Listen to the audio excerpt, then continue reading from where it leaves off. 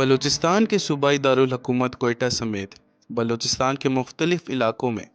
بارش اور پہاڑوں پر برف باری سے سردی کی شدت میں اضافہ ہو چکا ہے،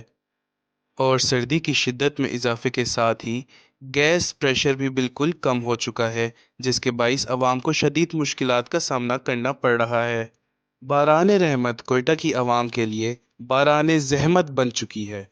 چونکہ ضلعی انتظامیہ کے مطابق بولان کے علاقے میں پنجرہ پل کے قریب ٹریفک کے لیے بنایا گیا عارضی راستہ سیلابی ریلے میں بہہ گیا ہے،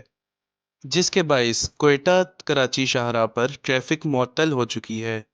جس کے پیش نظر کوئٹہ کی عوام کو یہ خطرہ لاحق ہو چکا ہے کہ آنے والے دنوں میں گیس مکمل طور پر نایاب ہو سکتی ہے، اور اس کے علاوہ سبزیوں اور اشیاء خوردونوش کی قیمتوں میں بھی بے تحاشا اضافہ ہو سکتا ہے۔ کوئٹہ کی عوام کا کہنا ہے کہ نااہل انتظامیہ کے باعث ہمیں بحران رحمت زحمت لگنے لگی ہے۔ وش نیوز کوئٹہ۔